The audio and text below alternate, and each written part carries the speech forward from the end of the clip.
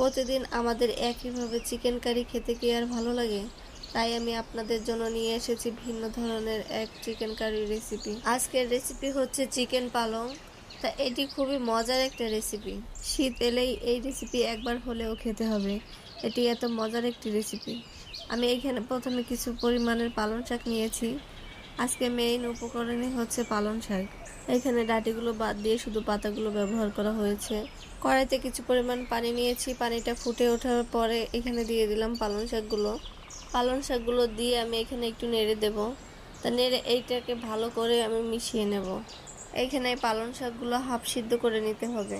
সিদ্ধ করার সময় খেয়াল রাখতে হবে যেন কালারটা নষ্ট না হয়ে যায়। অনেকেই ভাবতে পারেন পালং শাক দিয়ে চিকেন না জানি কেমন হবে, কিন্তু বিশ্বাস করেন এভাবে একবার হলেও বানিয়ে খেয়ে দেখবেন।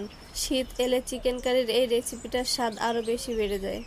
এখানে পালং শাকটা আমার পরিমাণ মতো সিদ্ধ করা হয়ে গেছে। আমি এটাকে এখন নামিয়ে নেব। শাকটাকে নামিয়ে নিয়ে কিছুক্ষণের জন্য আমি এটাকে ঠান্ডা করে নেব। তো ঠান্ডা করা হয়ে গেলে আমি এটাকে ব্লেন্ড করে নেব। অন্যদিকে আমি চুলায় বসিয়ে দেবো একটি কড়াই। তো কড়াইটি গরম হয়ে গেলে আমি এখানে কিছু পরিমাণে তেল দিয়ে দেব পেঁয়াজ কুচি। পেঁয়াজটাকে আমি এখানে দিয়ে কিছুক্ষণের জন্য ভেজে নেব। ভেজে নিয়ে আমি এখানে দিয়ে দেব কিছু পরিমাণের গোটা মশলা। এইখানে আমি নিয়েছি কালো এলাচ, দারচিনি, লবঙ্গ, তেজপাতা আর হচ্ছে সবুজ এলাচ। এগুলো দিয়ে আমি একটু ভেজে নেব। এইখানে মশলাটা দিয়ে আমি কিছুক্ষণ একটু ভেজে নেব। ভেজে নিয়ে আমি এখানে দিয়ে দেব সামান্য পরিমাণের একটু পানি।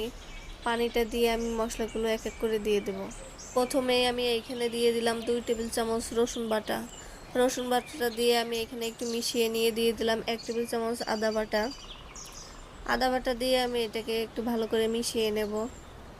এইখানে আমি দিয়ে দিলাম এখন মরিচের গুঁড়ো। তার ঝালটা আপনাদের পরিমাণ মতো ব্যবহার করবেন। আমি এখানে 2 টেবিল চামচের মতো মরিচের গুঁড়ো নিয়েছি। দিয়ে দিলাম পরিমাণ মতো হলুদের গুঁড়ো, ধনিয়ার গুঁড়ো, জিরার গুঁড়ো। এখানে স্বাদ মতো লবণও দিয়ে দিলাম। দিয়ে আমি এটাকে ভালো করে নেড়েচেড়ে মিশিয়ে নেব। এইখানে এই মশলাটাকে একটু সময় নিয়ে কষিয়ে নিতে হবে।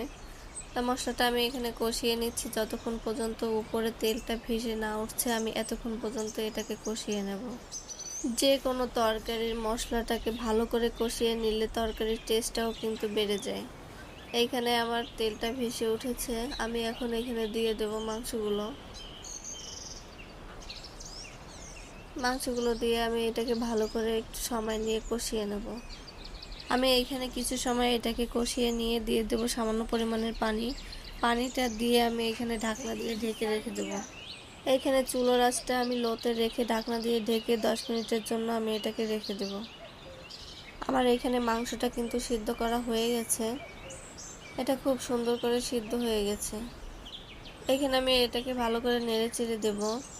নেড়ে নিয়ে আমি এটাকে আরও 10 মিনিটের জন্য রান্না করে নেব। আমি এখানে আর কোনো এক্সট্রা পানি ব্যবহার করব না। এই পানিতে এটাকে সিদ্ধ করে রান্না করে নেব। মাংসের ঝোলটা কিন্তু শুকিয়ে গেছে। আমি এখানে দিয়ে দেব আগে থেকে যে ব্লেন্ড করে রেখেছিলাম। এখানে আমি ব্লেন্ড করা শাকগুলো দিয়ে দিচ্ছি।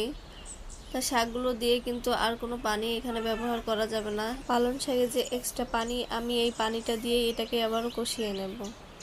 এটাকে এখানে একটু সময় ধরে রান্না করে নিতে হবে।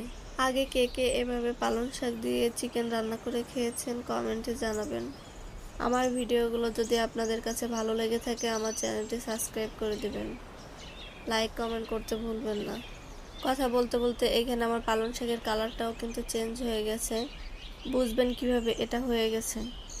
এটাকে কষাতে কষাতে এক পর্যায়ে এসে দেখবেন উপরে তেলটা ভেসে উঠেছে হালকা হালকা করে। আমার এটা হয়ে গেছে। আমি এটাকে এখন নামিয়ে নেব। এটি সাদা ভাত অথবা রুটি খেতে কিন্তু অসাধারণ লাগে। সবাই ভালো থাকেন, সুস্থ থাকেন। আল্লাহ হাফেজ।